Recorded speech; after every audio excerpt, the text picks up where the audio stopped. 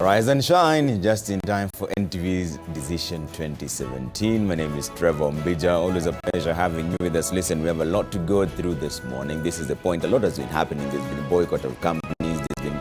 Oh, by the way, today is the last day that if you have a problem with the presidential results of the 26th October presidential poll, if you don't petition today, that's it. All right, we'll see if that happens or if it will just go straight as it is. This is the last day. Like I mentioned earlier on, I have a lot of newspapers to take you through, and this is the point. We'll be talking about all that, plus the grounds to have that petition be filed in the court, in the Supreme Court. Of course, the judges already said that they are ready for that case, should it be brought before them. Let me take you through the dailies really quick, beginning with the Daily Nation. Front page, teachers asked to keep off school as KCSE exam starts. So by the way, all the best to all the students who are sitting in the KCSE exams here at NTV. We wish you the best in the exams as you tackle them head on, put God first, and everything else will follow. All right, front page of the Daily Nation. Talks in the air as Uhuru Raila meet. President extends olive branch to rivals after challenge from church. Condition NASA chief says he's open to dialogue, but only on electoral justice. And warning, Orengo vows to swear in Odinga if Kenyatta is sworn in.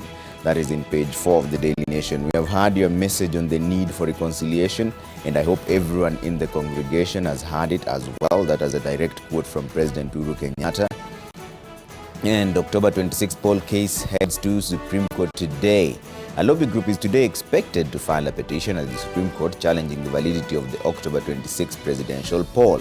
President Kenyatta was on Monday last week declared the winner of the poll that was ordered by the court on September 1st. The election was boycotted by opposition National Super Alliance, Raila Odinga. However, We the People, a civil society group that styles itself as a Citizens Alliance, has argued that the poll was neither credible nor legitimate.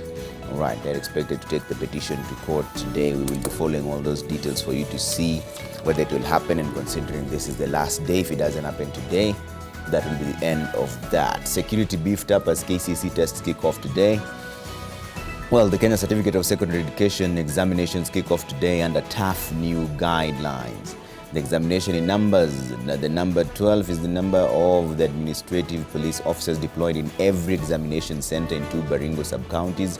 21,828, that is the number of examiners expected to oversee the KCSE examination countrywide. 28,367, that is the total number of candidates in Kakamega County. The region has 416 examination centers and 615,772. Those are the candidates expected to sit this year's KCSE exams. No KCP exam for 2018 Class 8 pupils. Brace for prolonged period of rains, transport disruption. That's according to the weatherman. This is serious because even when we were coming in this morning, there's a lot of rain everywhere. The weatherman has warned Kenyans to brace for a prolonged period of heavy rains currently being experienced in most parts of the country. Already, some areas are flooded and deaths have been reported. Yesterday, a man from Bengo village of Ramisi in Kwale County was swept away by a flooded river on his way home. Acting County Commissioner Mwangi Hiram has consequently asked those living near rivers to move to safer grounds. All right, according to the weather forecast, Central Highlands covering counties of Nairobi, Nyandarua, Nyeri, Kirinyaga, Murang'a, Kiambu, Meru, Embu, and Tharaka Nithi are expected to experience cloudy mornings giving way to afternoon showers. Southeastern counties of Kitui, Makueni, Machakos, and Taita Taveta are expected to experience sunny intervals in the morning and afternoon showers over a few places there. And of course, down there on page 3 is a 2-die, 10-heart in head-on crash. Kenya ranked best globally in promoting women health. Kenya has been ranked the best globally in promoting the welfare of women in health. That's according to the latest Global Gender Gap report by the World Economic Forum that benchmarked 144 countries on their progress towards gender parity across 4 areas. That's health and survival, in which Kenya took the crown: economic participation, education and attainment, and political empowerment as well. All right. That's on your copy of the Daily Nation. Anything else you need to know around here? There's a lot, but you can get your copy of the Daily Nation this morning to see what happens. I'm open to talks. Uhuru says of election impasse. Ruto asks Kenyans to preach peace. Raila endorsement of Ford Kenya's Onyonka ruffles feathers in NASA. All the details you need are in your copy of the Business Daily. I may not take you through all of it, but you can get your copy this morning to find out all the details that I may have left out. Lobby expected to file petition today challenging Uhuru win. NGOs told to ignore summons. Leader chid Raila of a boycott call. Opposition MPs warn reps to start mobilizing backers to boycott goods. Okay, that's one of the things we're going to talk about today. This is the point with my panelists as soon as they come in. Job boycott to continue, vows dawns. Striking lecturers have vowed not to bow to threats from managers of their respective universities who have asked them to resume duty. Union tells lecturers not to bow to threats from their university managers who are insisting that they need to go back to work. They said unless their CBA is implemented, none of them will be heading back to work. US warns of threat in Mogadishu. That's on your copy of the Daily Nation. You can get your copy this morning to find out all the details that I may have left out. Let me take you through the Standard front page. It's D-Day for Uhuru's second presidency. Judges annulled his August 8th win and Raila kept off repeat poll. Today, window for petitions closes, and if there will be none, then swearing-in plans will start. Rugby player killed in feud with partner. Birthday picnic for girl turns tragic. That's on the Standard. Kenya's biggest exam takes off. Some 30,526 more candidates are registered this year compared to 2016. All right. Let's take a look at the Star front page. Uhuru's victory to be challenged in court today. NGOs, some of whom have been targeted by the NGO board, say the repeat presidential election was marred by irregularities and illegalities. NASA says it's not part of that petition. President Kenyatta Raila meet at All Saints celebrations. KCSE starts today amid tight rules and security across the country. Laikipia Police Chief defends cops against livestock shooting. Now the things we're going to talk about with my guests who are just walking into studio as we speak. And then let me take you through the Business Daily and tell you how their money is faring on. Dubai Bank founder faces jail term in row with CBK.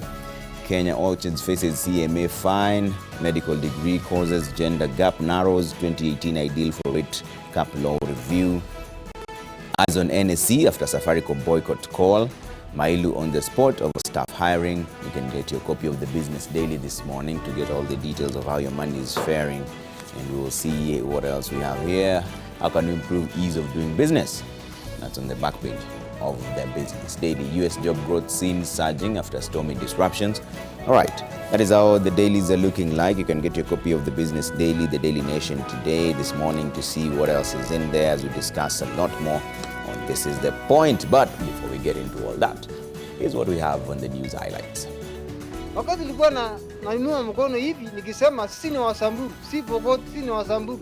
Sasa hapo hawakutuongesha. Wakasema Wasamburu, kwani mnafanya nini hapa? Hapo tu wakaanza kupiga risasi tano juu. Public outcry over livestock killings and why the police theory still has some holes. The person who actually did that incident, that's the wife, and he escaped. Still we are looking for her. Rugby player Michael Kombe stabbed to death as police begin hunt for his girlfriend. This land is the cradle of human beings. Human life started here. Your churches are vigorous and full. You live in harmony between faiths. Can you not show us how to be a country of reconciliation? People go to the ballot to vote. That vote as cast there at the polling station must be the same vote that is counted at the tallying center. Until we do that, we will not have justice in this country. Reconciliation calls as Raila Uhuru meet at All Saints Cathedral centenary celebrations. Askofu ambaye anaaga akiwa ofisini anazikwa kwenye kathedrali. Why Bishop Cornelius Korir will be laid to rest inside the church.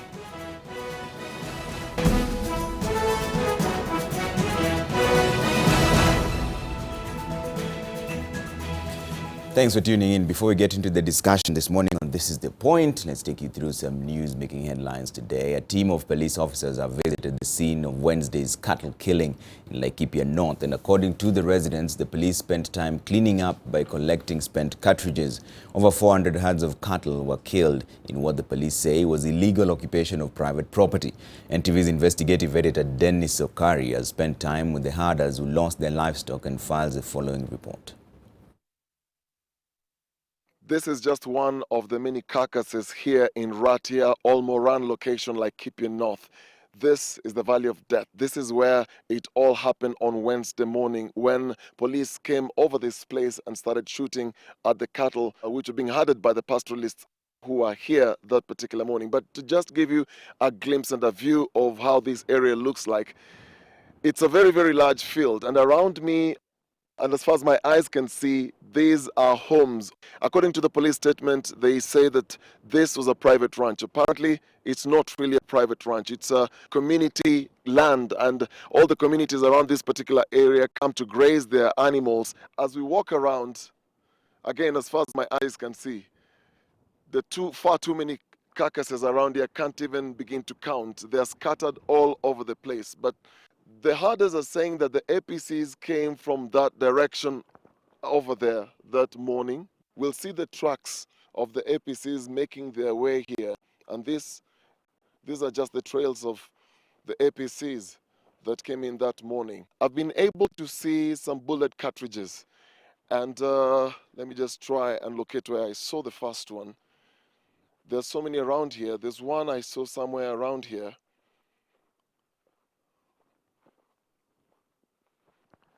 Where is it? Where is it? Here we go. This is just one of the cartridges, many cartridges that we've seen around this place. But to just give us an overview of what happened that day, I want to speak to the herders themselves. And here is Gabriel. Gabriel, Bariako. So this is Gabriel and his friend. There are just two of the herders who are here that morning. Many of them obviously are not around this place. But just to explain to us what really happened. Gabriel, hiyo asubuhi Wednesday saa 5, mlikuwa mnalisha mifugo yenu hapa.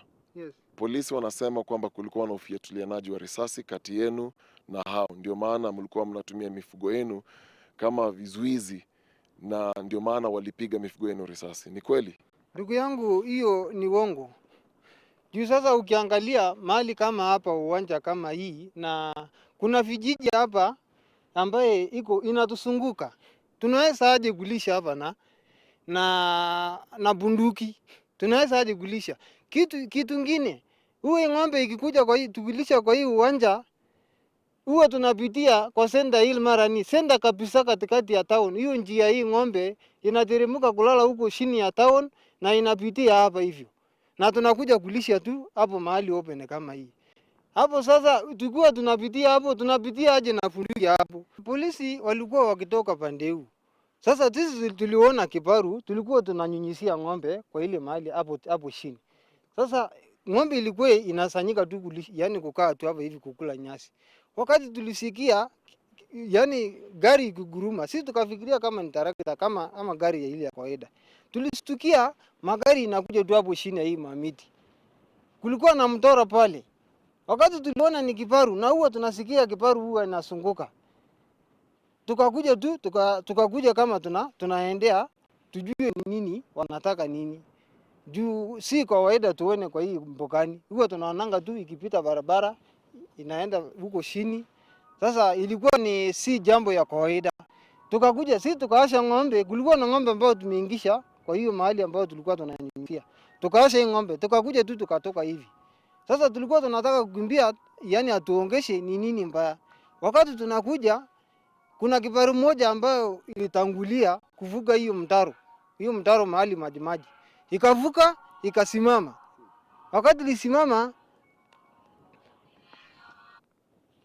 Wakati lisimama, ingine ikafuata. Hii ya kwanza wasikari wawili wakashuka chini. Wakatuuliza, "Mnafanya nini hapa?" Tukawaambia, tunalisha tu ng'ombe hapa, tulikuwa tunanyunyizia maji. Hapo hao wakapanda, ile kiparu ya nyuma ikakuja ikapita. Sasa wakati nilikuwa nimekuja kabisa hivi kukaribia, Wakati nilikuwa nainua mkono hivi nikisema sisi ni Wasamburu, si Pokot, sisi ni Wasamburu. Sasa hapo hawakutuongesha. Wakasema Wasamburu, kwani mnafanya nini hapa? Hapo tu wakaanza kupiga risasi 5 juu, sisi tukatoroka. Hapo sasa ndio wakaanza kugonga ng'ombe. Walipiga risasi na bunduki ile ya mkono ama ni ya gari? Ni bunduki ya gari. Hakuna mtu, wakati walikuwa wanalalisha ng'ombe ni gari tu. Ni mtu tu mwenye alikuwa juu ndio alikuwa anagonga ng'ombe. Hakuna mtu alishuka. Watu watatu walishuka wakaingia ndani. Hapo sasa ndio wakaanza kulalisha ng'ombe tu. Mtu mwenye alikuwa juu ya kiparu tu ndio alalisha ng'ombe. Ile mifugo ambayo NTV's Dennis Okari there having a look at what happened in Laikipia. We'll be following all the details for you as well. Back home, NASA Principal Raila Odinga says talks on reconciliation of the leaders and the people of Kenya must first start with electoral justice. Odinga was speaking after meeting leaders of the Anglican Church after service to celebrate 100 years since the All Saints Cathedral was started in Nairobi. Our reporter Andrew Chieng attended the service and compiled the following report.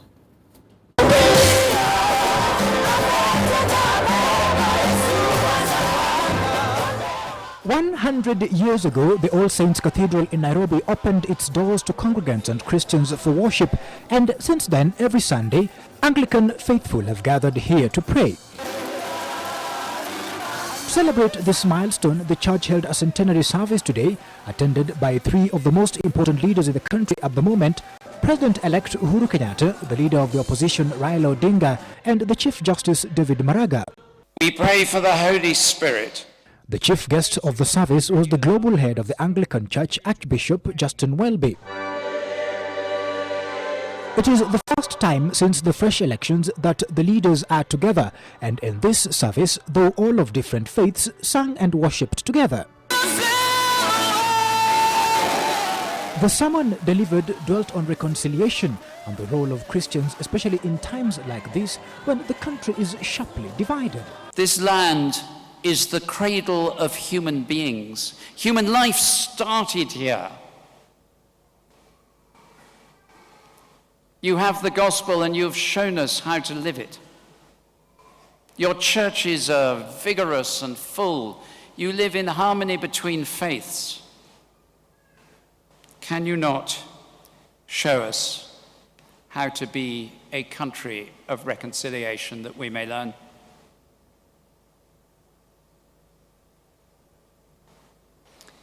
There is a deep hunger around the world for an example of great differences handled well.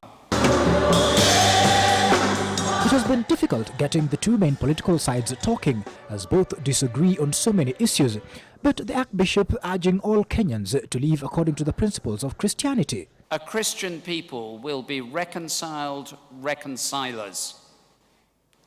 They will deal well with disagreement. They will know how to forgive, how to stand for truth and not to hate or fight, how to rule or to oppose, and how to make a nation whole and healed. Reconciliation, tragically, is profoundly rare. There were glimpses of those as the service went on. The obligatory handshakes between the leaders were shared during the formal launch of the book, celebrating 100 years.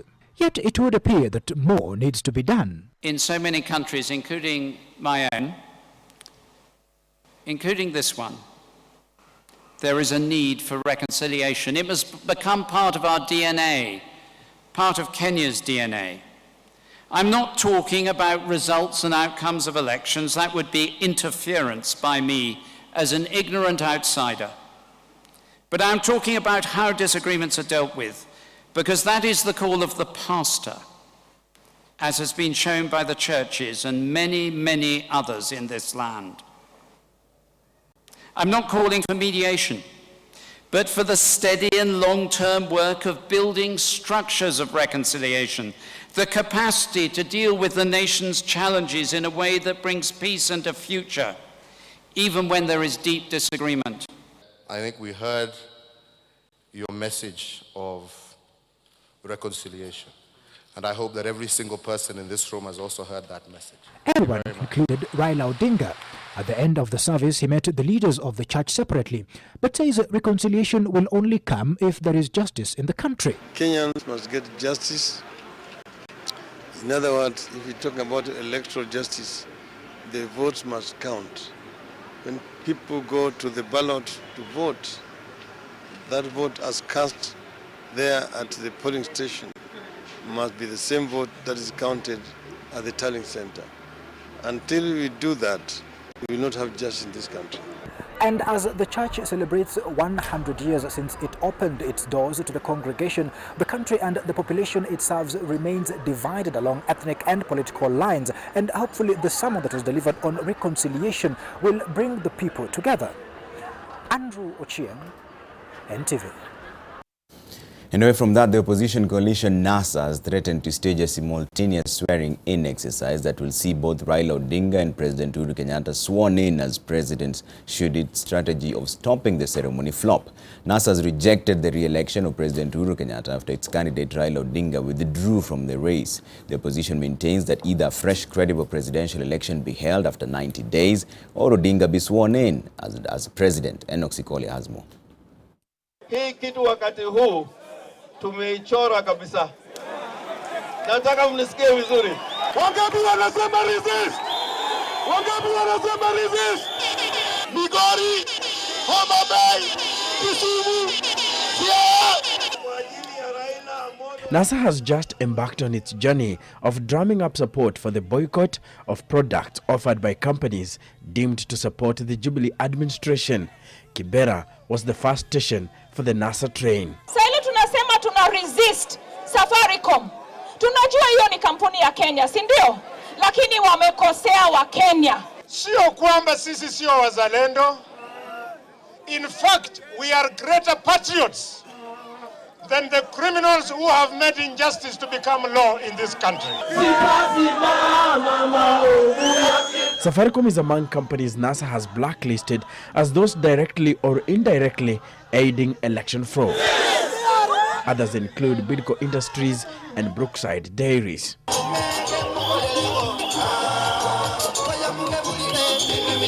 The planned assault by NASA on the Jubilee government is multi-pronged and aims at laying ground for a credible repeat presidential election and, if not, creating a parallel channel of governance. Mimi na tu mambo moja, wacha hii Kenya gawe kwa katiba, wabaki huko, sisi tubaki huko. Alhamisi katika counties assemblies zote za NASA tunafikisha mswada ambao tunapeleka katika county assemblies zote. Ya kwanza ni azimio ya kusema kwamba hatutambui Uhuru Kenyatta kama rais wa Jamhuri ya Kenya. Besides that, the Raila Odinga-led coalition has outlined an elaborate plot it says will ensure full realization of fresh democratic presidential election. They have warned of upcoming demonstrations and resistance to any plan to swear in President-elect Uhuru Kenyatta and his deputy, William Ruto. Even though Raila Odinga is leaving the country for a US visit on Monday, the son of Kenya's first vice president appeared to have left behind a well-structured plan that will probably keep President Uhuru Kenyatta's team on the toss. Enoxicoli, NTV, Kibra. All right, and that is where we start our discussion this morning on This Is The Point. You can tweet at Trevor Ombija at AM Live. The hashtag is AM Live. Let me introduce my guest real quick. We're in the studio, beginning from my immediate left, Professor Anyang Nyong'o, Governor Kisumu, and then followed by Professor Peter Kagwanja, who's the CEO, Africa Policy Institute, and also political analyst. And then we have David Osiany, political analyst, and we also have Dr. Shem Ochoudho, global leader, Kenya Diaspora Alliance. Farah Maalim has just walked in. We'll usher him in as soon as possible. Dr. Farah Maalim, former Deputy Speaker, National Assembly, has just joined us. As soon as he's through the doors, we'll have him there. Gentlemen, we have a lot to talk about on This Is The Point. There's the boycott, there's the secession politics, there's the petition, there's the conditions for dialogue, there's the swearing in. But Professor Anyang Nyong'o, let me start with you on the boycott issue because it's the most recent. What is it meant to achieve? Morning. Morning, sir. Well, I think it's meant to achieve as our candidate was saying on TV just now, electoral justice in the end, because we strongly feel that the constitutional architecture of our country, as we did it in 2010, left a lot to be desired, which has been exploited essentially by an authoritarian regime to make elections unable to produce what you might call just results. In other words, if you cast your vote at the polling station, it is not certain that it will be counted in the end, so that the principle of one person, one vote, if eventually doesn't hold. Secondly, I really think that the presidential system of government is not suitable for countries of cultural diversity like ours. I think a parliamentary system of government would be much better. And therefore, we should look at a bigger picture rather than look at the minute issue of how elections are carried out within this framework. We should look at a bigger picture, what kind of legal architecture, constitutional architecture do we need to have a parliamentary system which will make political parties much more important in the electoral process and therefore reduce the chance of fighting for only one position, the presidency, which tends to, in the society like ours, to veer us towards very winner-take-all situation, which also leads to politics of exclusion. So I think there are three things you have to deal with here: politics of exclusion, winner-take-all, and the constitutional architecture, correct one, that will do away with that. I think that we did very well to have devolution, but even devolution itself is now running into headwinds with a national state which is quite unwilling to release resources to devolve governance. And therefore, the services that were meant to be given to the people, what I call where the rubber touches the ground, are not delivered. I think the excuse that we have had corruption in counties is not really a good enough excuse, because we have had even more preposterous corruption in the national government. But before we get into the counties, Professor, help me understand, how does boycotting Safaricom, Bidco and Brookside achieve electoral justice? It achieves electoral justice in the sense that it focuses on those powerful forces that support electoral injustice. In other words, those powerful forces that support a presidential system of government and will seize on one person. This time it may be Uhuru, the next time it may be my friend Shem Ochoudho. It doesn't matter who, but there's a tendency to invest in that person. You have seen it in the US. And once you invest in that person, you expect something out of him. And therefore, when the results come out, even if they're unjust, you passionately support them, contrary to popular interest. So I really think if you look at the bigger picture and we get out of that rut of presidentialism and have a parliamentary system, you'll find that society so diverse as India or even Great Britain for that matter have done pretty well with this kind of system. In fact, sometimes a time comes when they are so happy to vote out the current government, bringing the opposition, because they think there's going to be political hygiene. 10 years later, the opposite, and so society keeps on evolving much better politically than these ones. Professor Kagwanja, is that your reading as well? Do you think that will achieve electoral justice? I don't think in the first place there's any electoral injustice. And I say so because what has not happened is that the institutions that are supposed to conduct elections have not been given the opportunity to do that. We've seen a lot of filibustering, a lot of meddling, a lot of violent disruptions of its activities, and a litany of other things you can mention that have deliberately been orchestrated. What you see is a lot of impunity on the part of the opposition, and that's what I've described in some other quarters as opposition authoritarianism, a totally new phenomenon we've never witnessed in political science, where an opposition uses informal violence to make systems unworkable. It is it's a pioneering, it would be a pioneering study in how societies are governed and what not, how they should not be governed. So when I hear my professor, by the way, he's my professor, so I have to tone down, otherwise he might recall my certificate. And I hear my professor talk about authoritarian regime to define the current system. I think this there's an excessive, or maybe it's hyperbole. We might take it as that. Now, boycotting economic institutions that have been established here, I think is counterproductive. First, if you just do a quick anatomy, or of Safaricom, for example, the vast bulk of the shares belong to Vodacom, which is an international company investing in Kenya. The 35%, I think, belongs to the Kenya government, and the rest belong to the Kenyans. From all ethnic groups, those who are able to buy the shares. So who are we really boycotting in this regard? So I see a lot of undigested thinking in getting into the so-called boycott campaign.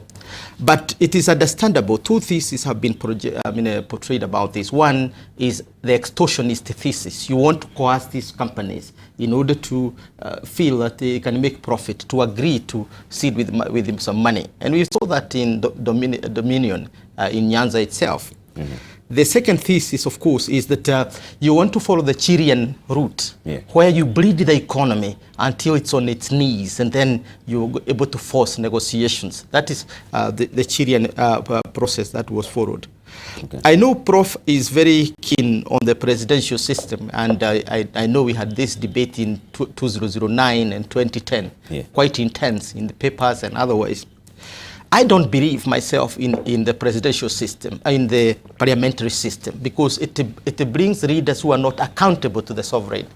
In Germany, we have just elected a president for the 4th time, a chancellor for the 4th time, and we're likely to see her for the 5th time.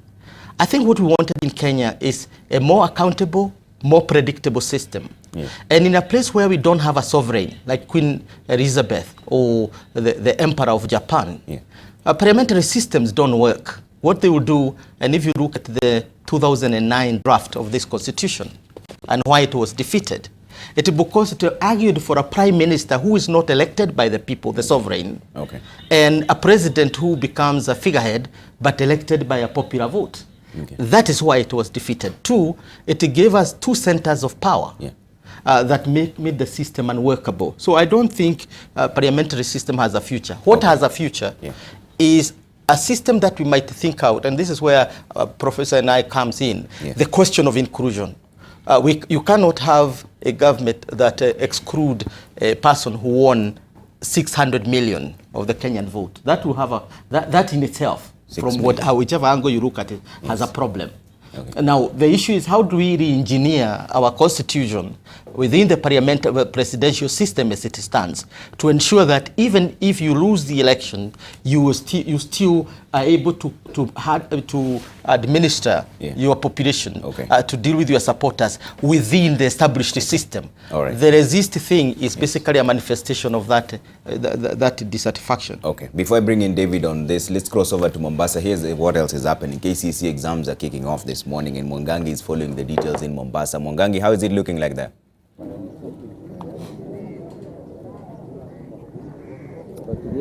Good morning, Trevor Ombija. We are at the Uhuru Nakazi building here in Mombasa. This is the office that houses the offices of the regional coordinator Nelson Marwa, the county commissioner Evans Achoki, and other government offices. And this morning at around 6 a.m., the PS of the Ministry of Education, Belio Kipsang, supervised the opening of a container with the KCSE examinations. This year, 35,075 students here in the Coast region in the 6 counties will be sitting their KCSE examinations. And I just want to talk to the PS himself to give us an overview of the examination this time. What are some of how is the situation looking as of this morning?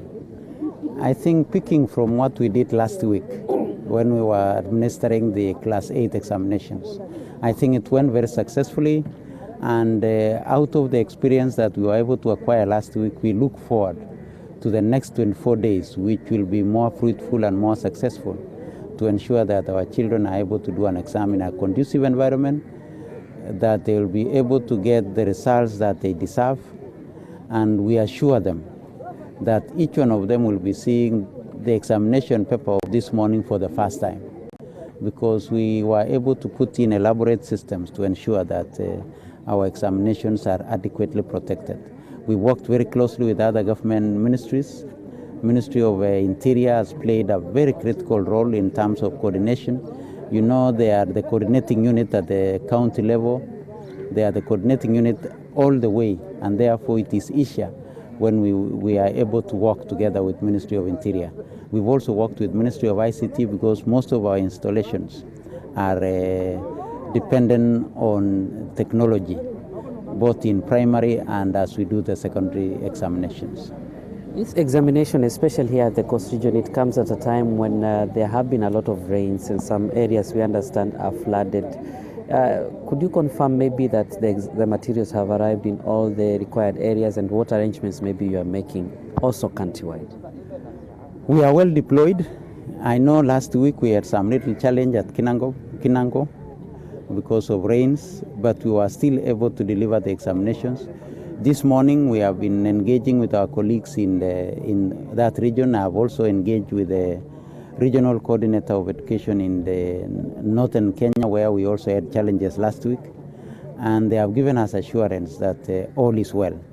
We have deployed quite a number of helicopters. We've been working with the military, we have been working with the police, and as I said earlier, you know, we are delivering as one in government, and this is an exercise of government. It is only that the process is being handled by Ministry of Education, but it's an exercise of government.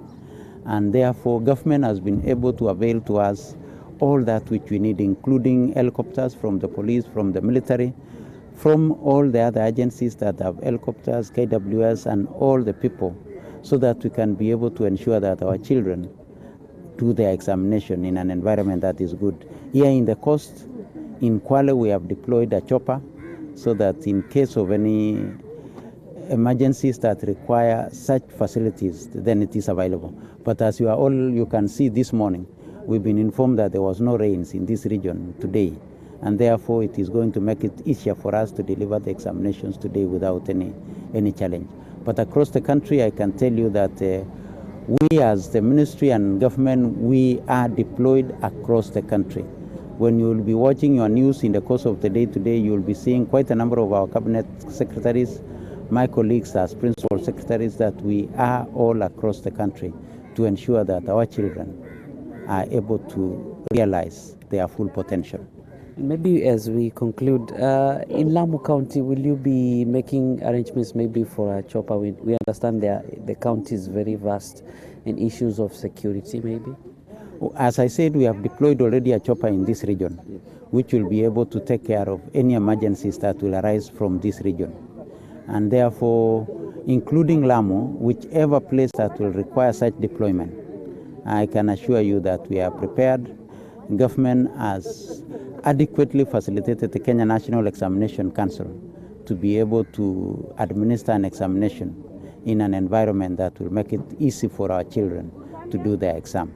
On issues of security in the county and what went on last week and what will go on this week, I think as soon as I'm through with myself, I'll request the county commissioner to make one or two comments, mainly on the area of security and how they have deployed, how they have arranged to ensure that our children do an exam in a conducive environment. I once again urge all of us that as adults we have had our time in the electioneering and all that we have done. This is the time for our children. This is the time for them to realize their full potential. We have realized ours by being elected to various offices. Let's give them time also to prepare to be the leaders that they want to be in future by undertaking the examination, and therefore let's all give them time to do the exam in a conducive environment, in an environment that if we were candidates ourselves, we would have wanted that type of environment. So once again, thank you very much.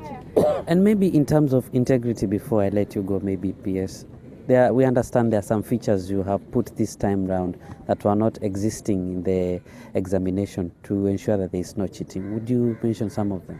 I would want to say that we have improved on our examination, but in terms of details of what has been done, that really is the Kenya National Examination Council.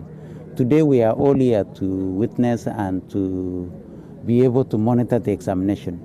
But all the features and all the security details and all that which has been done by the Kenya National Examination Council. We shall all be in the exam room today to see, and I can tell you that we shall all be seeing for the first time some of those security features, because it is the responsibility of Examination Council to ensure that our examinations are made and done in such a way that they cannot be duplicated, they cannot be exposed, and that they will always give our children the confidence that the exam is properly protected.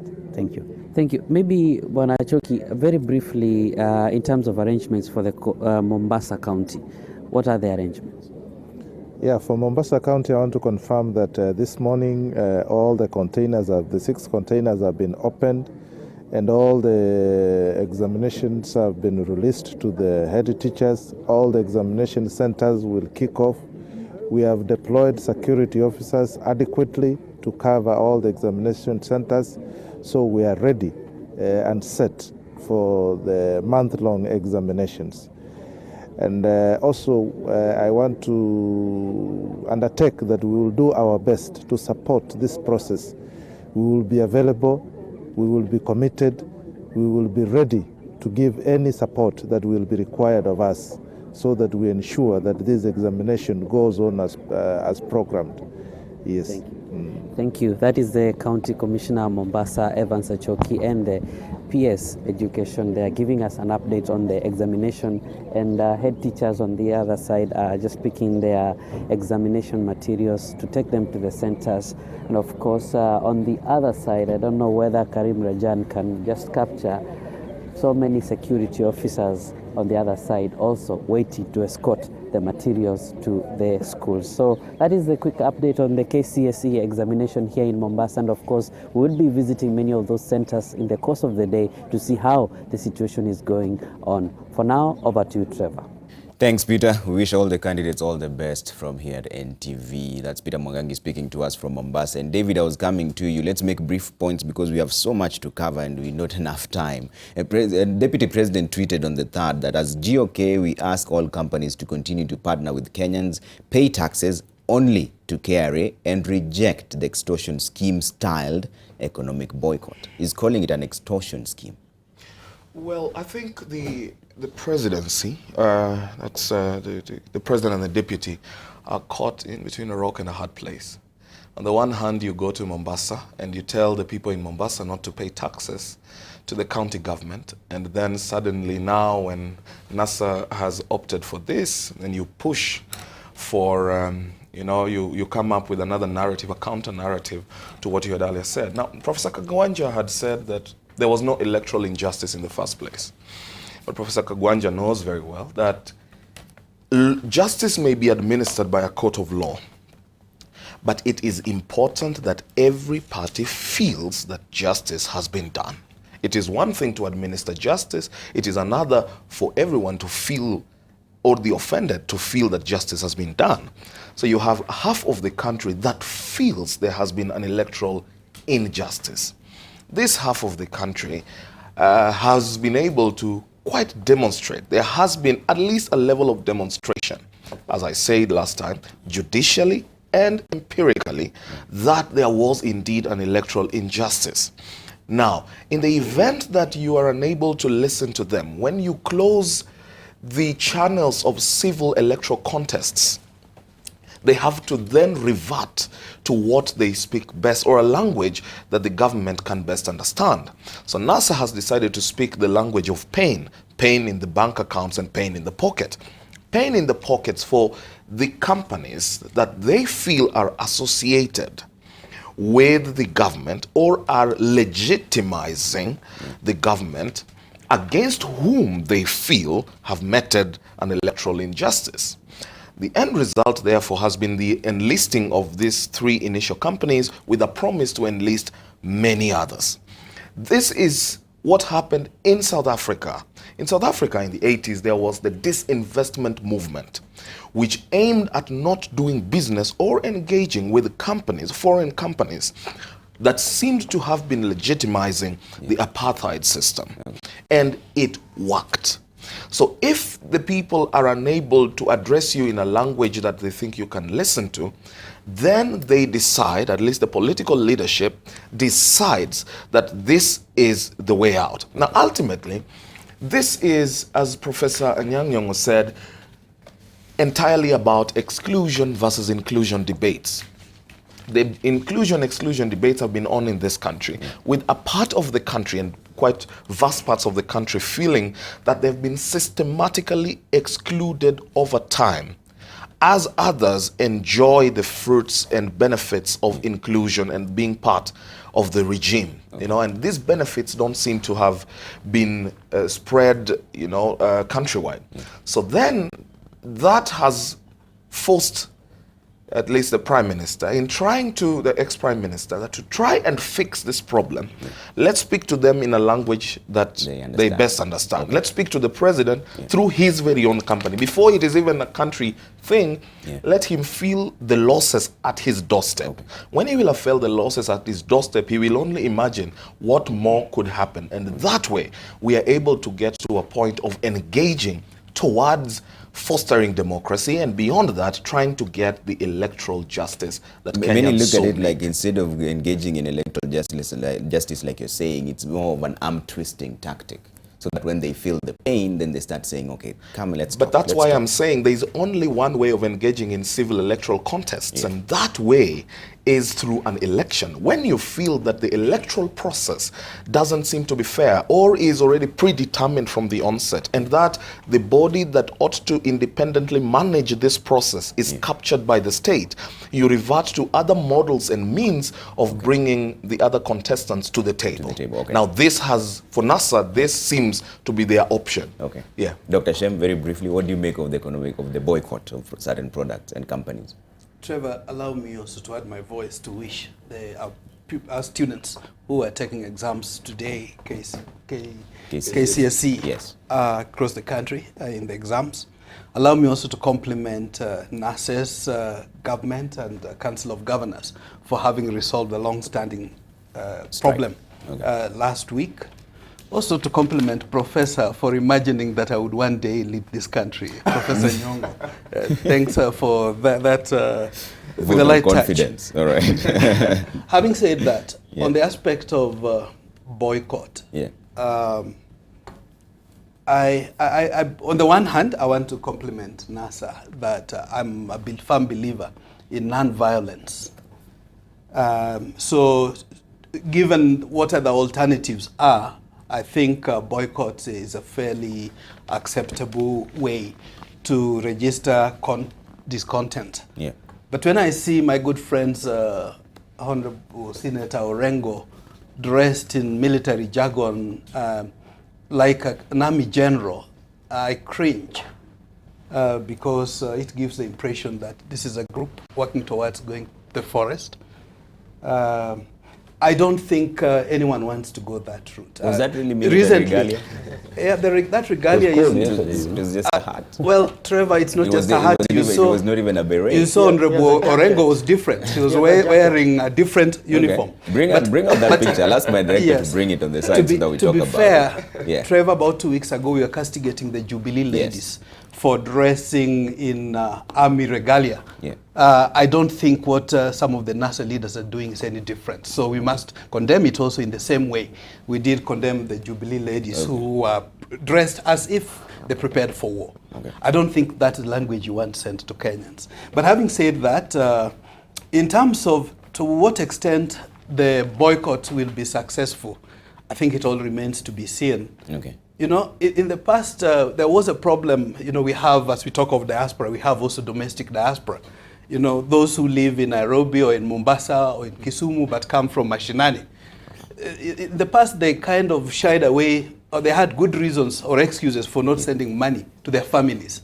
But M-Pesa solved to an extent that problem, because you wouldn't say I have no way to send you money. I'm very keen to see how successful we will be to get people to boycott M-Pesa successfully, while we know that that's a lifeline for the community. So I wish NASA well in success in the boycotts. But more importantly for me is that Kenya is a sleeping giant. I really thought that this is the time that we need progressive leadership to put the country forward. But I feel the pain that NASA feels of exclusion. We cannot pretend that there is not a problem. All right. I think to that extent, even Jubilee, the fact that the turnout was reduced is an issue that they have to address square on. But I must also express sympathy, empathize with Professor Kagwanja here. He's alone amidst 3 NASA people. Of course, David may say he's not, but clearly, even the way he's dressing, you can see, tells a message. So I sympathize with him. I wish the table was a bit more balanced. Professor Kagwanja is very capable of handling all of you as well. But Dr. Farah, let me bring in. We are civil. I'm trying to be, I'm just a political commentator, trying to be as neutral as possible, and trying to point out these things as objectively as I could. And the same applies for Dr. Shem. So yes, technically it's 3 against 2. But anyway, that's besides the point. Dr. Farah Maalim, what do you make of it? Very briefly, I have to take a short break. And by the way, I'll read out another tweet from the Deputy President on the 3rd as well, that companies have to donate to Supremo to avoid listing in the brazen and bizarre extortion racket styled. He's calling it an economic boycott, which he's saying is criminal. You see, an extortion is different from sending a message that if you support this, for lack of a better word, process or system that is illegitimate. I want to try and take the South African scenario here. Nobody. You see, extortion is a presumption that you take a position and then people come and negotiate and then you change the position. That's called extortion. You say you will be able. It never gets as far as it has gotten, and I can't see of a day in which the former Prime Minister is going to come out into the open and say Safaricom has changed its methods. It's now working very fairly and nonpartisan. So stop the boycott. You see what I mean? A boycott itself is designed to send a chilling message to anybody who would want to be, businessmen are responsible for most of the problems we have in the world now. The human rights violations, whether it's in Nigeria, in the oil sector, whether it is in apartheid South Africa, it's the business sector, it's the corporations that essentially are the ones who will look for dictators and despots. And in the process, as long as their margins are good and their money is good, then they don't care about the population and the rest of the country. That is the process all over. That's why in America, it's not only criminal now for you as a business entity to engage in practices that are illegal in America. No, as long as you're an American company, even if you engage in illegal practices outside America, you can still be held liable. That's why you see the kind of very big fines that they suffer most of the times. Now, this is a good thing, I can tell you, because the business sector, whether it was under the first government, first president, or it was under I don't know if you remember, Kagwanja remembers, Ochoudho, and I'm sure Peter remembers, there used to be always these checks that had been taken for Gatundu Hospital. You remember Gatundu Hospital? And it was something that never ended. I mean, all the time, for years on end, that anytime a businessman wants to go there and have an opportunity to sit with the president, invariably, in most cases, to seek certain business favors, then you walk with a check there for Gatundu Hospital. And then, of course, within IO, you remember also the series of things that were there. I mean, business was always called upon to support the government of the day. You can do business, you can make your money right, but you must be in tune with the government, the policy of the government of the day. Now, we have also got that now, by the way, on both sides, because you have businessmen contributing towards the kitty of the different sectors. The two divides. Both in NASA we have that, and I'm sure in the other side also it was a big one. Actually, that was with much more fanfare. Now, to the extent to which you are helping something because you are persuaded on the ideological persuasion of that particular entity, it's understandable. But to the extent to which you're trying to erode the human rights and the electoral justice in a country by siding with what is popularly or by large medical sector of the country is believed to be a process that is flawed, undemocratic, inhuman in a sense, then of course the boycott has to be in line with the one of South Africa, and I think it's going to take a heavy toll. Okay. I didn't see it myself, but I was told when one time Safaricom boss was being interviewed, he was so partisan that he said now it's Safaricom, other times it's other IBC. I mean, perennial loser. I think that's a word that was basically used. Did he use that word? I cannot independently verify that. I was told, I did not see it myself, but somebody told me that he had very harsh words. Very harsh words for one Prof, I have to take a really quick break. When I come back, then I'll come to you. That will essentially, as Osiany puts it, that will essentially, we have a duty in this country, all of us, business first and foremost, to try and have a system that essentially works and peace in the country. All right. And that works very hard against the business entity. I'm not quite sure, to be very honest with you. I would have probably acted differently myself, because when you target, you see right now there are what's called the travel advisories that are given out all over, including the developed world and the rest of it. I mean, the interest in that, the seizure or the freezings of assets of people who are believed to be. I mean, this thing is all over the world. So you would have taken a different approach? What I would have been not very vociferous and in these early stages was to target a family business of one of the guys. I would have allowed that to take a bit of time until there is a sufficient satisfaction that other than I don't even know what's the stake of Kenyatta in Brookside itself. It's a big family. He might not even have any shares in it himself, or he might have it. So I would have taken a bit more time and done some very due diligence to be able to come up with to add it into that. Let's take a short break. And I have no problem with any other, the others, because I know moves. I know some. When we come back, we'll hear if the professor thinks they jumped the gun in a bit, but we'll be back in just a few minutes.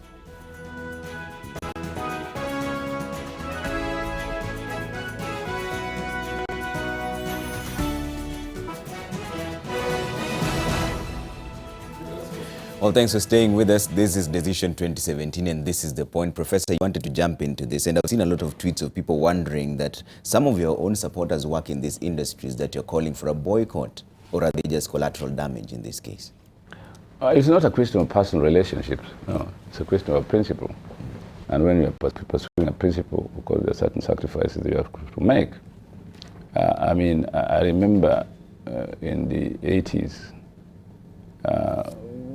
when we were struggling for this second liberation, and we were put in, close relatives would come and tell you, you are making us suffer because people don't want to associate with us because they know we're related to you.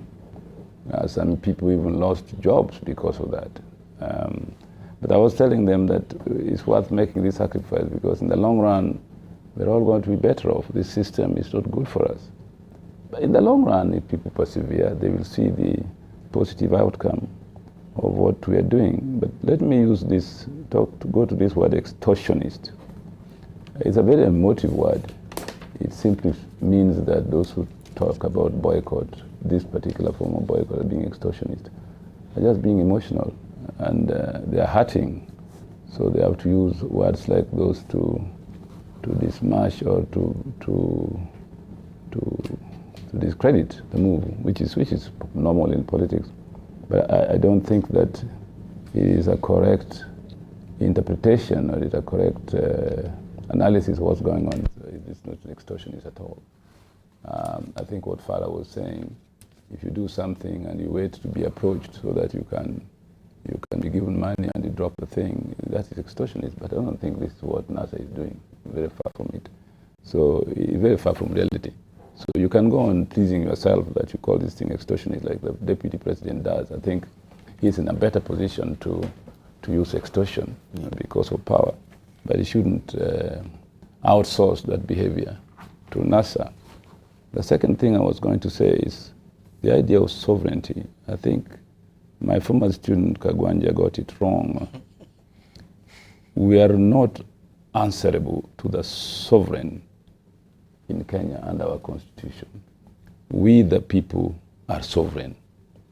We delegate this sovereignty to our representatives who are elected by us through electoral justice in a system of election that is regarded as just and fair, which, as I've always said, when the election is over, the winner will celebrate their victory, and the loser will accept the outcome as legitimate. That is what electoral justice is all about. But when the election is blatantly unfair, where the winner imposes the celebration in the rest of society, and the loser definitely, so-called loser definitely, goes to court because an injustice has been done, and the court agrees that an injustice has been done, orders the body responsible for correcting that injustice to correct it, and it fails to do so, as we did, then there's really no need participating in that election anymore. You have to find ways of correcting the system first, because to me, the problem is with the system, not even with that institution that is given the power to conduct election. Okay. And unless we confront that, we shall be, I think, deluding ourselves. Finally, Professor Kagwanja talks about opposition authoritarianism. I don't understand what that means, either in the social sciences or in common sense. Opposition cannot be authoritarian because they don't have power. You see, they don't have state power. Yeah. Opposition in any political system are there because they struggle over power. You see what I mean? And authority essentially means exercising political power legitimately. Okay? Authoritarianism means that you're not exercising legitimately. You see, that's the other piece of political authority as we know it. So how Professor Kagwanja smuggles the idea of authoritarianism to the opposition sounds good in English, but it doesn't make sense. Okay. Before I let him respond, there's another tweet that still wants you to respond, Professor Anyang Nyong'o, and it's from Wamboy. I asked you this question earlier. Let me just finish. Yeah. You see, authoritarian regimes tend to carry out elections which are illegitimate because of their thirst to be accepted, to get consent. Because you see, if you do something as if you have held election, you use just the mere fact of holding election as a ticket to get consent from the people. It's essentially manufactured consent. Okay. You see? And that is what we are resisting. We want an election where you don't need to manufacture the consent. Consent is actually an ingredient or inherent in the process of election itself. That people feel that we're electing our leaders freely. One vote counts for one vote, and when they are counted, everybody is satisfied the process is transparent and accountable. Okay. And that is what is said in our constitution. Okay. Yeah. Professor Kagwanja, I'll let you respond to that. Well, I want to be a little bit controversial. I want to go straight to this issue of opposition authoritarianism. Yeah. But before I do that, let's look at the person or the leader we are talking about in terms of opposition. Raila Odinga rose to the helm of opposition in 2005. Having worked his way into the opposition from 1994 with the NDP, with the National Development Party and so on. By that time, Anyang Nyong'o was in SDP, and I take it that Anyang and Orengo are some of the casualties of the rise of Odinga, in the sense that he created what you can call a state within a state. That is Nyanza as a state within a state. Ochoudho here is a persona non grata there, not in written form, but in practice. It's a persona non grata. And I have met 14 other members of parliament or former members of parliament from Nyanza who cannot dare. A young lady called Sandra Ochola stood on the television and said her mother called her and told her not to come home during the 25th, 26th voting. And for somebody who understands the essence of parenthood, you would want your daughter, your son to come home after a long stay. Why would you tell your daughter not to come home?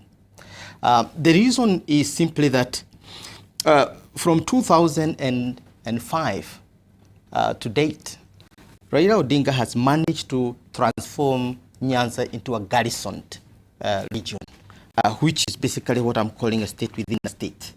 And that is where opposition authoritarianism is at its best. It is practiced because there are people who are his henchmen who are in power. So the dichotomy between opposition outside the state and the government inside, authoritarianism in the government has fallen on its feet under Raila Odinga. Therefore, the concept of opposition authoritarianism territorially and conceptually can be sustained. And Raila is a quintessential dictator in part of the country. What we are seeing is the exportation of the same authoritarianism into the larger state. And that is manifesting itself in the so-called boycott. It is manifesting itself in the resistance. The day before yesterday, some Nyanza leaders met, no names mentioned, and they said that it is hurting to resist within Nyanza. So they want now to resist within Nairobi. And for the next 1 week or two, we are going to see resistance in Nairobi.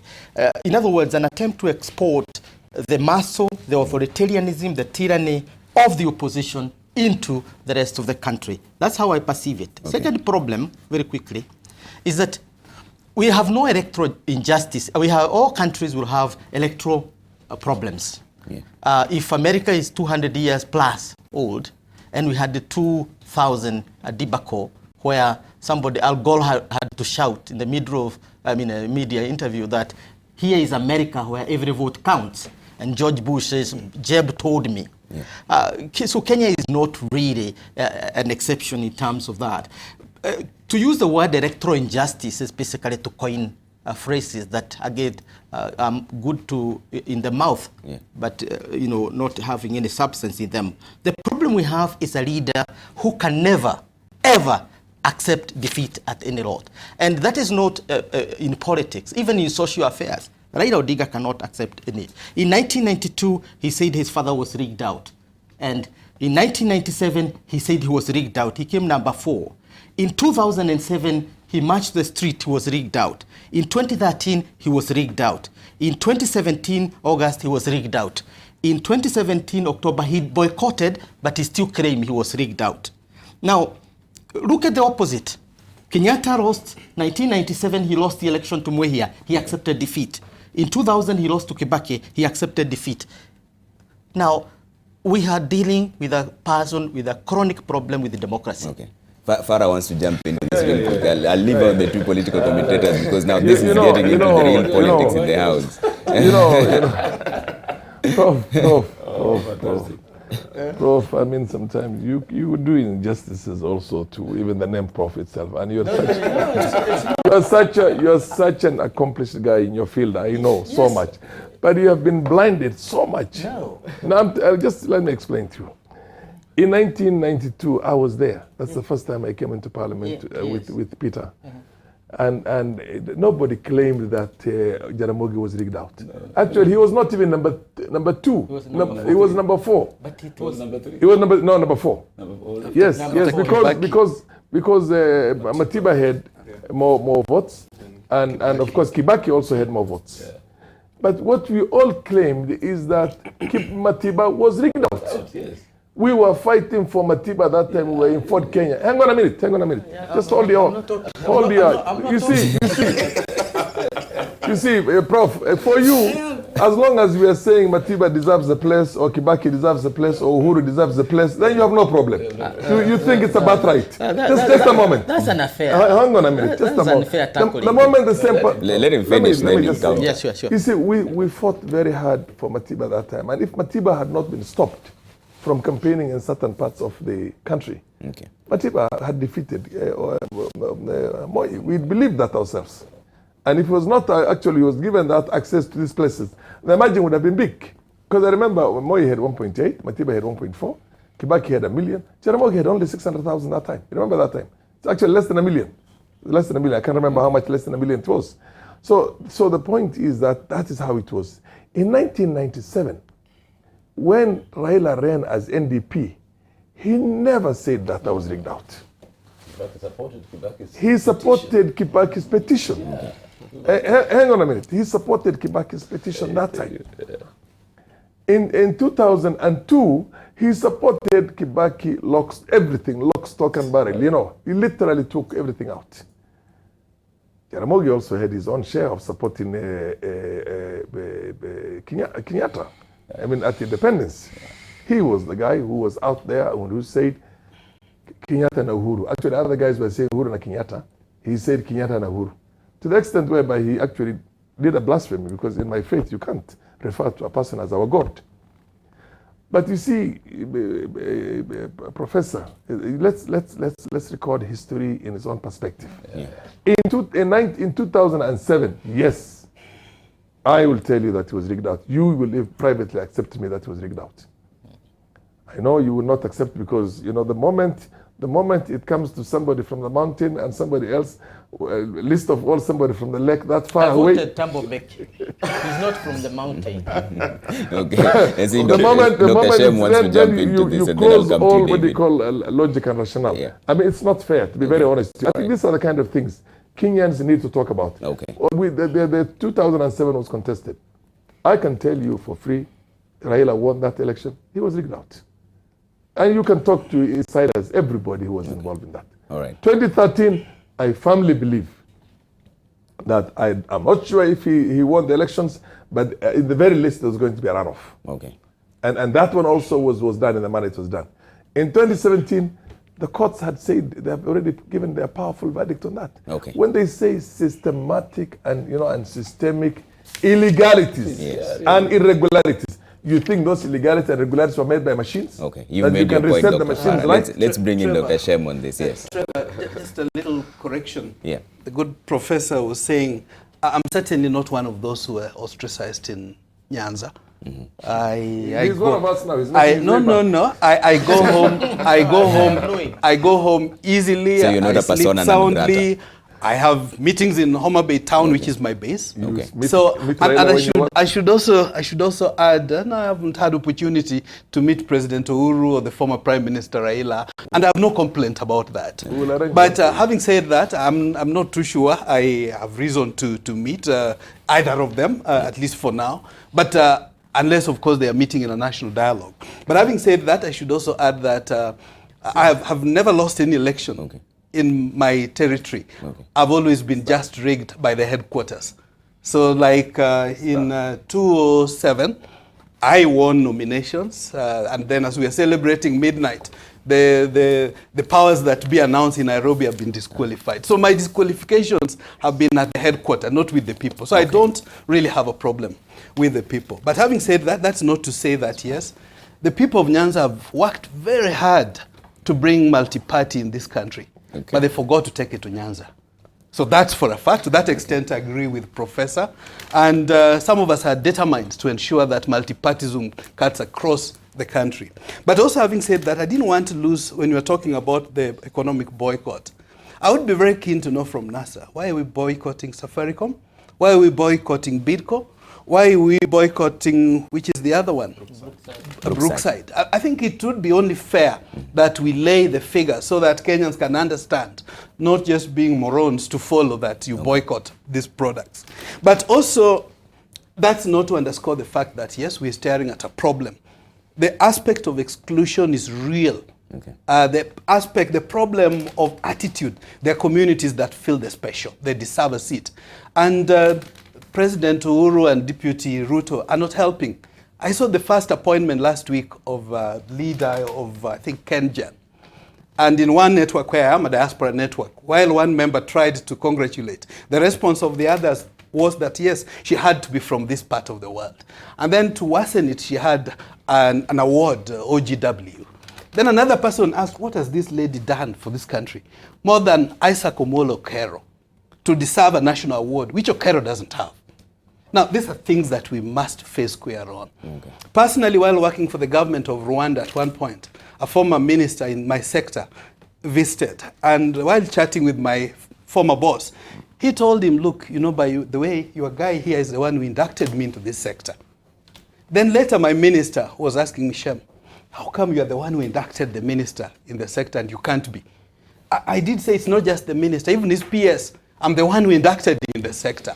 But you know, I come from a wrong pedigree. Yeah. Now, this is a real problem. I'm not just talking of Shem. It hurts other people. Shem may not need it as much as other people do. I'd want to feel that my child has equal chance to be whatever he or she wants to be, like any other Kenyan. So that's a problem we need to address. But for me, I belong to a group called Tushauriane wa Kenya. A group, I think the Kenya Diaspora Alliance was the 1st of October in this period to call for dialogue when nobody wanted to talk about dialogue. And Tushauriane wa Kenya is currently looking at 5 areas in which we can bring the country together. Maybe if you allow me, the first one is they're saying, look, devolution gives us a perfect opportunity. Can we increase resources that are going into the countries, minimum 15 to 40%. Secondly, they're saying we have a problem of exclusion, not just at the national government, but also at devolved counties. There are minority communities which feel left out. Can we make sure that we operate on the basis of merit, inclusion, and equity and diversity, both at the 2 levels? Thirdly, they are saying that, okay, let's accommodate the winner takes all is an issue. Everybody is talking about that, but we are not thinking of Nusumkati. And some of what Tushauriane are talking about are things that can be done in the short term, even without changing the constitution. Personally, I'm very averse. I don't think we need to talk of changing the constitution now. It's probably still too early. Yeah. But the fact that we need to institutionalize opposition both at the national and county level would be vital, because we need also to put governance on check. And fourthly, of course, is the issue of electoral systems, improving the electoral systems. Call it electoral injustice, justice, or whatever. Yeah. But the fact is that we need to tweak and work on that. There is a 5th one, maybe later. Yes, because of time, David. Yeah. I'm worried when Professor Kagwanja, who I respect very much, cannot accept the obvious. For example, that the 2007 election was rigged. There is no way we are going to get out of this problem unless we have first accepted we have a problem. But if we are not going to accept that there is a problem, then we have a lot to deal with. Now, Professor Kagwanja's reading of Nyanza's politics is that of captives. My reading of Nyanza's politics, because he says Honorable Anyang here, Governor, and Honorable Ochoudho as well as Orengo have been casualties of Raila's political quest. My reading of Nyanza's politics is not of captives, but of liberators who have invested heavily in our struggles towards liberation and towards democracy. And Raila has been central to those struggles, of course, not as a Luo, but as a Kenyan. And so reducing, this tendency of reducing national leaders to ethnic kingpins is quite worrying. But that said, I remember you posed a question to Professor Anyang Nyong'o, the distinguished professor of politics, and said, what happens to those NASA supporters who work for those organizations? In moments like this, when people make such decisions, it may hurt in the meantime, as he said. Pain, when you take pain as the way of sorting out some of these measures, for example, the economic pain, which NASA has resolved to take up, you have to know that it will hurt you and it will hurt them. When the Montgomery bus boycott, led by Martin Luther King, after Rosa Parks, the black lady, was not allowed to sit in a bus because the buses were to first give priority to the whites. When they went for the Montgomery bus boycotts in the US in 1955, it seemed as though it would not be, the pain was there for the blacks as well, because they had to trek a long distance. But eventually, they overcame it, all right? And now they were more integrated into the process. So there will be pain for the moment, but it is not permanent. Now, that said, the 2 professors of politics are here, political science, Professor Kagwanja and the distinguished Professor Anyang Nyong'o. I would love us to move towards adopting constitutionalism as a way of democracy. Constitutionalism that first acknowledges we have problems amongst ourselves, that we have deep-seated problems. It is what Netherlands did, that we have deep-seated problems, but we have to overcome those problems, and overcoming them takes both truth and justice. Then, when we live there, we have to build trust, both vertically and horizontally. That is the only way to cure this country, to accept that all of us, there is a big problem, we must solve it. There is mistrust vertically, there is mistrust horizontally, and when we are able to get to that point, then we will all be able to sort out this menace. Okay, Professor Anyang Nyong'o, then I'll come to Kagwanja. I think I'm rather disappointed, really, that Professor Kagwanja can call us henchmen. It's very patronizing, extremely patronizing. Given what we have done in this country, I think you should have analyzed the situation much deeper, rather than use cheap words like henchmen. And if it was in a political rally, I could understand, but not in a serious discussion like this one. And secondly, you know, we know that Kenyan politics, coalitions have been changing, alliances have been changing, not just regionally, but nationally. And were I to analyze the politics of the 1970s seriously, I can give him the history of why we formed the Social Democratic Party in the midst of a crisis in Fort Kenya, and why eventually after the election in 1997, we all trooped back to something which we call NAC. It was a long process. And in that process, there was a very serious discussion among us, with Raila Odinga, James Orengo, and many other people, Farah included. And those were very serious discussions. So it's not a question of just being garrisoned in a region. It was taking national politics for what it was. And if you take the reason why there's been opposition politics in Nyanza for a long time, you have to go back to the 1960s, why KP was formed, and why there's been resistance to exclusion in Nyanza. Resistance to exclusion. And facts are there. And I think this tendency to have kind of ethnic hegemony in Kenyan politics is something that must end. It must end by what I call a new constitutional architecture, which I think what David Osiany is saying includes consociationalism. It's very important. And those words and those concepts have been developed over a long time by very serious scholars to deal with situations like ours. And I wouldn't like to kind of degenerate into using terms like henchmen, whatnot, garrison in regions. I mean, it's just stupid. Okay. Professor Kagwanja? I don't think it's fair to describe any thought as stupid or silly or whatever. But I think I am, as your student, a very keen follower of Peter Anyang Nyong'o and Apollo Jonjo and that group. And there's something we used to read as a Bible as his students, which is political economy. I mean, a journal of political economy, African political economy, and where the Kenyan cream, dollar cream of the scholarship was distilled. And we followed those thoughts, and SDP to me appeared the distillation of all those thoughts. And for us, it was where we all belonged. And there's nobody who had any illusion that this is where we belong. So one had to trace why and how Anyang Nyong'o found himself at the heart of Odingaism and co. And the conclusion is that you have to be, politics is the game of the reality. It is not utopian. And in order to be anything in Nyanza, you have to toe the line. And that is where we entered into garrisoned communities. Henchmen, greases, and others are words that are naturally used in political science to talk about people who don't have their real power, but their power draws from a certain hegemon. And that is the Nyanza for you. And the ideology that holds, that Raila has used to move from the hegemonic status in Nyanza to re-establish hegemon at the national level is the ideology of rigging. And that's why you cannot accept any idea that you have been defeated, because that means your region will throw you out. So you have to constantly harp on this idea that I've been leaked, and in order as a glue that holds your constituency together.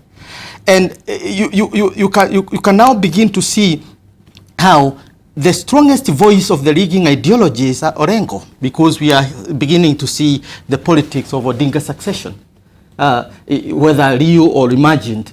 You can see the person you know as James Orengo, that presidential candidate who was very rational and who many people supported, is basically losing out, going out in fatigue. Fatigue and democracy don't go hand in hand. You cannot write them in the same sentence.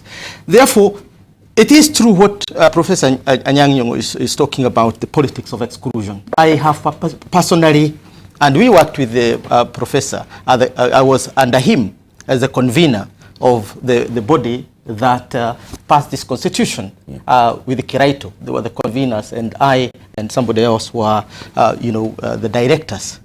And we were of the same mind. Okay. The idea of exclusion cannot be swept under the carpet. And it harkened back to 1960s, perhaps the late 50s. And the point is fighting or boycotting companies, doing what we are doing, the solution to exclusion. I think that's not right. Two is preaching parliamentarianism that tends to elevate individuals who have no votes because you are either prime minister or that the solution. I think we need to create inclusion within the current system. And the way to do it is to re-engineer the institution of the opposition that it has substance. We need a shadow cabinet that is well remunerated. We need a leader of opposition who is well remunerated and given the chance to demonstrate as a leader that he's doing that. And that office doesn't need to be impoverished. We need to institutionalize the committees in parliament as core instruments of governance in the republic so that you check the government. Okay. And that way, you have created two systems which we created in the power sharing arrangements, which had 90 plus assistant ministers. But Professor, many claim that is just dishing out positions and not addressing. It's not a dishing. No, the debate must occur within when we thought about devolution, the main criticism that was made about devolution was that we are overusing resources. Somebody suggested that we divide the country into 18 regions so that we can afford it. We said, no, we want these 47 so that people are included. Okay. Now, everybody is saying that is working. Okay. We need an opposition with teeth. And teeth means that even when you lose the core office, which is the executive, the alternative office reflects the power that you have been given by the people. Okay. So if you have 6 million of your supporters who voted for you, and you stay out without any dime, there's a problem. I think before Farah Maalim speaks, I think it is utterly wrong to reduce this into an issue of remuneration. That Raila's pursuit is about being official leader opposition and therefore having some remuneration, or just merely for power. Of course, it is true that political power is the only vehicle through which you can champion for ideological, for your ideological ideas. But this is rooted in ideology, all right? And Professor Kagwanja accepts ideology is the reason why we have this conflict. It's not a conflict of salaries. It's a conflict of ideologically moving Kenya forward, that the NASA people feel that they are the ones who have pro-poor policies, economic policies to move the country forward.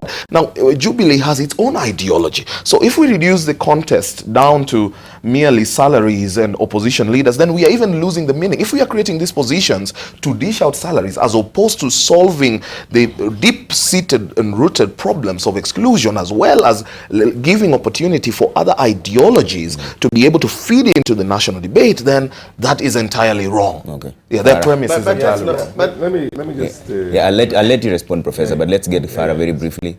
Yes, then I'll come to you, Shem. Prof, you're there before. Dr. Hari, you spoke before. Anyway, let's make brief points so that we get a chance to let me. No, you see, I don't know what I don't like. When we came in together here, and Ochoudho complained that there were too many of us from the NASA side, I had made up my mind I'm going to be on Kagwanja's side. I'll try and support Kagwanja. But it's impossible to support Kagwanja. You don't have to. You see, one, Orengo. The Labour Party cannot lose its votes. One, Orengo never ran for presidency anytime. Oh, he did. When? He did. 97. He ran in 97 for presidency. We are serious students of politics here. Oh, okay. I can't. Maybe 2 or 2, because 97 he was with. He came back as a member of parliament with Kijana Wamalwa on Fort Kenya. Yes, No, it cannot be 97 because he came back as a member of parliament in 97. He was not in that. He was with Fort Kenya. 2002. That's probably the case. Now let me. 2002. Yes, okay. Maybe let me tell you one. Let me. It captures that history. Let me now get something right. We have had, I think, the three of us, myself, Orengo, Peter and the late Oki Ombaka. Yeah. A number of us have had our disagreements, serious disagreements with Raila, many times. But we basically, we would gravitate together on certain core issues, but then we had certain, what do you call the issues that we disagreed on. And that does not necessarily mean that it was only us who gave in to Raila. It actually, by and large, it was the other way around. He had to accommodate and see that, look, you're not the only bull in here. There are other bulls in here, but you can be the prized bull up there. The other bulls also need to have their own respect. For lack of better word, I'm just using this and it's with a light touch anyway. But let me tell you one thing. You keep on complaining about this man always and this community which is always only supporting him. Tell me the day that your own community supported anybody other than a member of your own community. When did Raila ever get votes from Central Province? You know, it's never good for you to be able to see the log in somebody's eyes without seeing the log in your eyes. This is a systemic and a systematic problem in the country, and the political class are the ones who have elevated it. The only way you can bring out 90% of Mountain Region now is to say that there's Raila as a candidate. You get my point? To give them credit, the other side, the Luo Nyanza, has many times supported members for presidency or the high office, somebody not from their own community. All right. So that bit, we'll be doing ourselves a lot of dishonesty, including all these big names, professors and doctors. Let me just finish. Yes, you've been mentioned twice. Let me just finish. Then I'll come to respond to both of them. Let me just finish. Look, and then let us not also misinform the public on the issue of the presidency and the parliamentary system. The parliamentary system, you do not elect a president who is weak. That president is actually chosen by parliament. You elect a party. And the party, the leader of the party becomes the prime minister, who is accountable to Kenyans on the floor of the house. Today, the president who has the executive powers is not accountable to you. Where does he come accountable to you? A prime minister sits on the floor, stands on the floor of the house. He is questioned. He is booed. He is basically, his policies are debated. He has to sell himself constantly. All right. So that's why we need, that's why we need a system that essentially is more in touch with the mainstream country here. And then you can have a ceremonial president up there who basically, in the UK, it's the Queen who is the ceremonial head of the state. But you see, you have a ceremonial president in Ethiopia now. In a number of countries, in UK, is the Queen. So basically what we are saying is that let's have a system that is more accountable and that does not invoke the kind of serious schisms we have in the country right now, and that can exercise unlimited power without having to account for it. A prime minister accounts for the exercise of his powers. All right, point taken. Shem, you also want to mention Professor Kagwanja. Yes, to respond. Trevor, before I make my point, there is one thing I didn't want to lose. I think there was leadership that was shown last week by governors of three countries, three counties, Nandi, Kericho, Kisumu. I think Professor Anyang, Governor Chepkwony, and Governor of Nandi showed leadership that we could disagree, but there must be statesmanship. You know, at the end of the day, Kenyans don't need to lose lives, even as we disagree politically. So I didn't want to lose that without complimenting. That's the leadership for me I would be happy to associate with. But having said that, when I was listing my 5 points, the point of institutionalizing opposition, in fact, for us as Tushauriani, the way we are looking at it is more to strengthen oversight. Because we need to strengthen oversight. Corruption, graft, has been a major problem, and impunity, both at national and county governments. So we would propose that let's have official opposition, leader, deputy, and of course the shadow cabinet, both levels, so that the runner-up, even within the county level, can put the county governments on check. Because you may be a good leader, but without oversight, in a situation, particularly in Central Rift Valley and Nyanza, where it's all kind of one-sided, you know, every MC belongs to your party.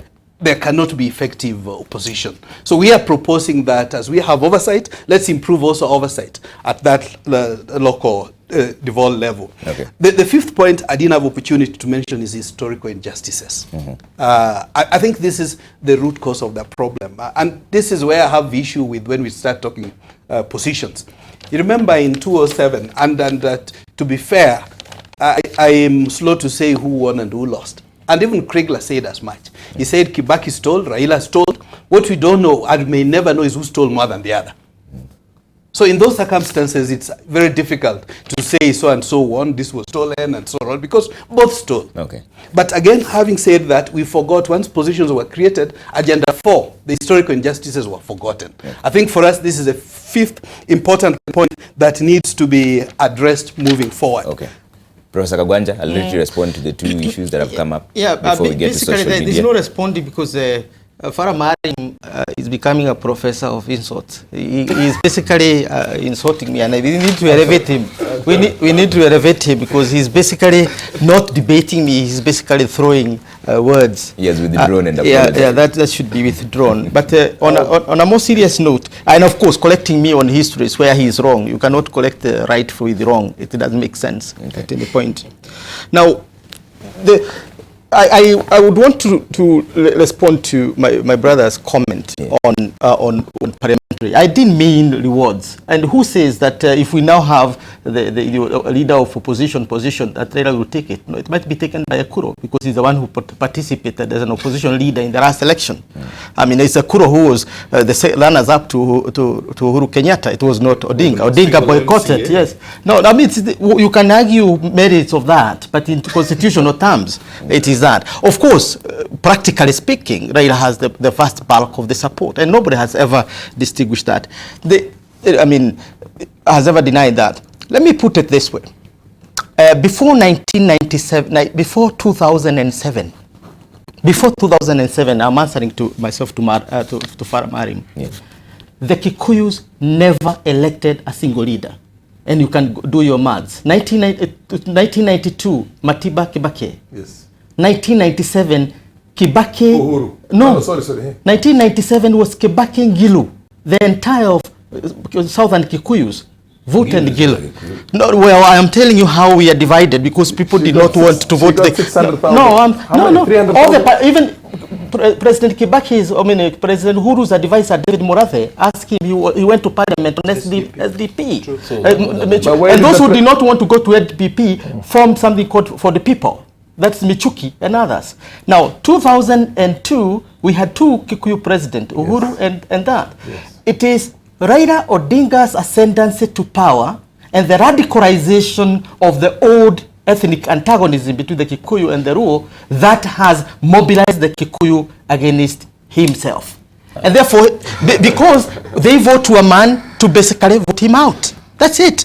Then you're saying that the president's support is really anti-Raila more than for Uhuru himself. That is what I'm saying. And in 2002, 2022, back to the issue of ideology. So we are saying in 2022, if Odinga is not a candidate, we are going to have a very low voter turnout in central Kenya. Because it is that, I'm explaining to you from where I come. Raila is the single mobilizing, unifying factor in Mount Kenya region. Don't get worried. It's candidature. It's candidature. Yes. If he falls out of politics, why? Read my lips. Give us the reason why. Because he himself uses anti-Kikuyu rhetoric. 41 against 1. No. He uses politics of disenfranchisement. The Kikuyus have done this. He literally demonizes the Kikuyu as the pivot of his politics, and therefore turn the Kikuyu against himself. He's the leader who has never gotten a solid support.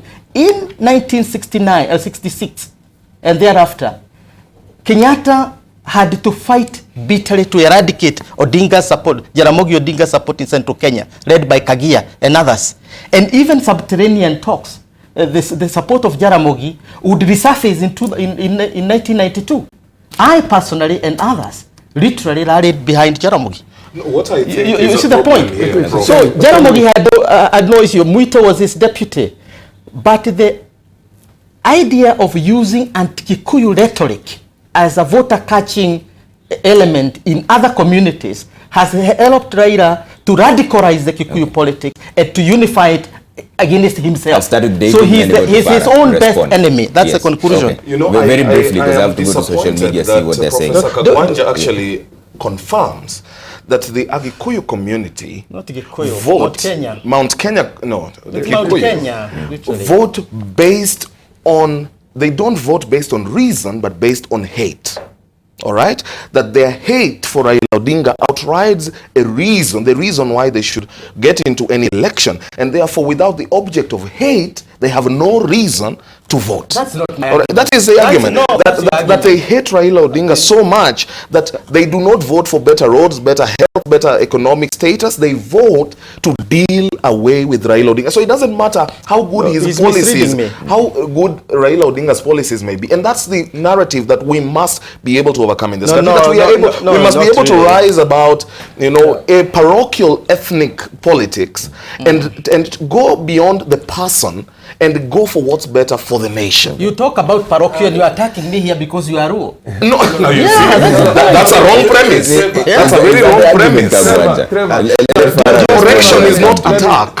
Yes, let me chip in. Yes, I'll come to you, Shem. To begin with, Trevor, let me chip in. Very briefly. I am not a Kikuyu, I'm not a Luo. Okay.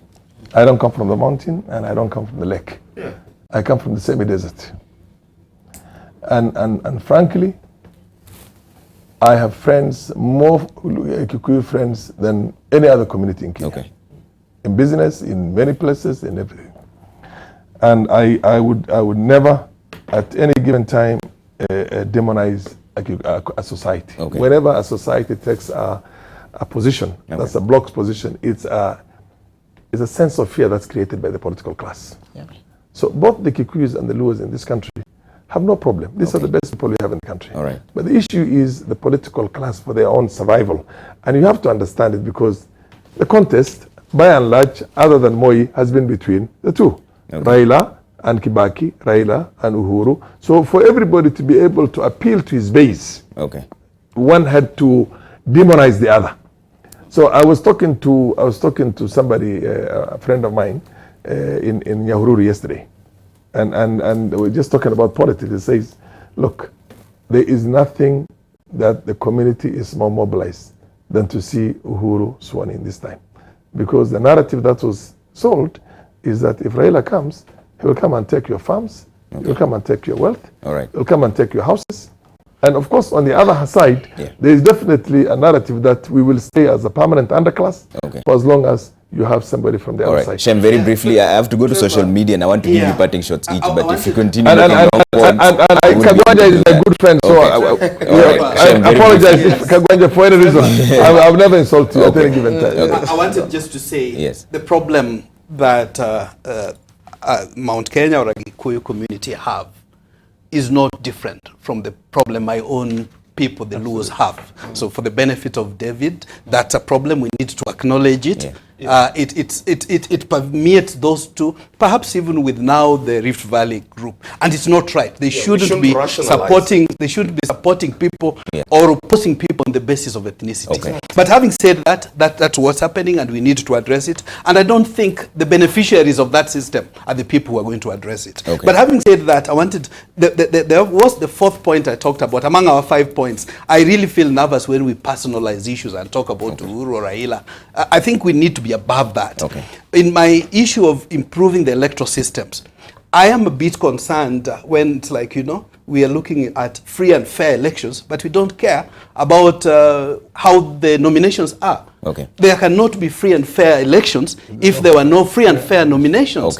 And for me, we have 5 points also of improving the electoral system. Before we get to those points, I have to go to social media. Then I'll give you each a parting shot, starting from Proffessor Anyang Nyong'o. And it has to be very brief because we're running out of time. Usha, what are they saying on social media, real quick? We have Victor who says we are far worse than we were pre-1992. Something drastic and radical needs to happen to save our democracy. We also have James who says it's too soon to reject presidential system after just 2 elections under the new constitution. The issue is the people, not the constitution. We have Kennedy who says there are so many ways of sending money other than M-Pesa.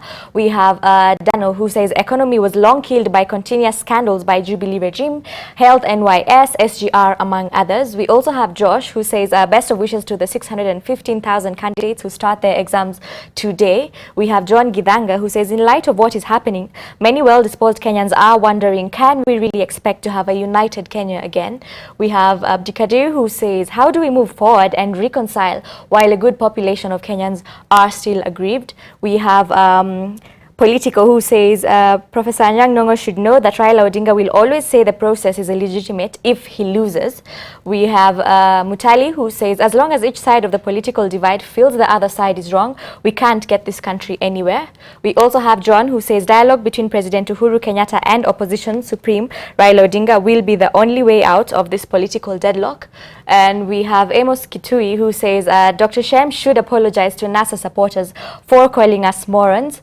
I am boycotting products listed by NASA. Now, to be fair, Doctor, you did use the word moron, but I just don't think you meant it as a blanket cover or in the context that Amos has taken. So in the interest of time, I think you will have to put in your right of reply as your parting shot maybe. And I think that's where we will leave the feedback because of time. But hashtag AM Live and TV, that is how the conversation goes on. Back to you, Trevor. Thanks, Usha. I appreciate you trying to save me some time. 30 seconds each for my panelists to finish. Professor Anyang Nyong'o, I'll start with you, and then Dr. Shem, you'll respond to what has been going on there. But the parting shots will head that way towards you.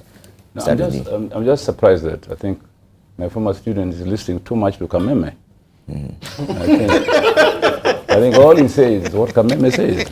I mean, and I think the Kameme rhetoric has gotten into him, and he believes it. I would do that myself. Okay. That's I it. think the thing is that Kameme listens to me. I'm more educated than Kameme. So Kameme listens to me. I don't listen to Kameme.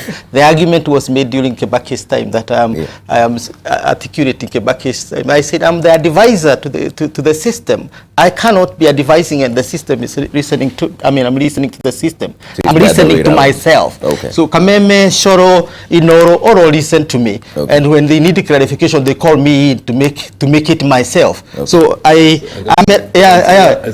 see why they get it all wrong. Yeah, I'm benefited. Because I am respected as a scholar in Kenya and that community. But on a more serious note, I think the debate that my professor raised here about inclusion, that we need to carry. Okay. Despite our differences, we need to debate deeply the question of inclusion. All right. Particularly when we are talking about a region of part of our country, Nyanza, which has been resistance for the last 50 years. Okay. Because every regime that comes, they resist. Okay. Now that has hemorrhaged their economy, and we need a Marshall Plan for Nyanza. Okay. David? Starting short, 30 seconds. Well, I think I need to appeal to the better humans in all of us, both sides, NASA, Jubilee, whoever you are. Let's appeal to the better person in all of us. That's the point from which I was trying to derive, and Professor felt I was attacking him. I was only making a correction that you cannot justify some of the actions done by our people voting entirely based on hate. We need to be the better human beings and appeal to the better human beings in each of us to be able to look at the bigger picture, to overcome the problem of ethnic, the negative ethnicity in this nation. Beyond that, then, that is the only way that we can even be able, for example, to then move on to the debates of inclusion.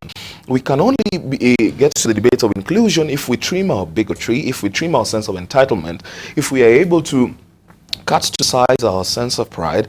That then offers an opportunity to bring all the others to the table and ask them, man, there seems to be a problem. What is the problem and how do we solve it? That then will provide the way out from this crisis. Dr. Shem, very briefly. Trevor, in terms of improving electoral systems, I know there's focus around technology. I want to say that's an important point, but it's not the only one. Let's improve. There are 30% of Kenyans, eligible voters, who are excluded. If we are going to improve our electoral systems, half of them are diaspora, the other half are people denied IDs. We need to bring them in the loop. Let's improve the party primaries so that it's free and fair all through. Let's also look at the issue of the role of money in capping of finance, campaign finance, and ensuring that people play by the rules. Everyone, no matter how high or low they are. That's when we'll improve our electoral system. When I mentioned Mzee Okero, it's not that Okero is dying to have national honor. But look, this is somebody who has been a minister, serial, under Mzee Kenyatta, under Moi. I was shocked when I was giving my autograph book. I said, what title do you have? He said, no, I don't have any. And his content. And then I said, look, the only thing is where he comes from. That's the only reason why he doesn't have that. So this is the concern. For the reader who was saying I called NASA supporters morons, and I didn't do that. he needs to look at the context in which I used that word. Okay. Farah, 30 seconds. Yeah, first of all, I want us to really respect our leaders. As long as we are going to say awful things about the president, Uhuru Kenyatta, or say very awful things about Raila Odinga, and we be making a very big mistake. Let us respect them all. Okay. And in the process, we cannot deny the fact that these are very powerful leaders.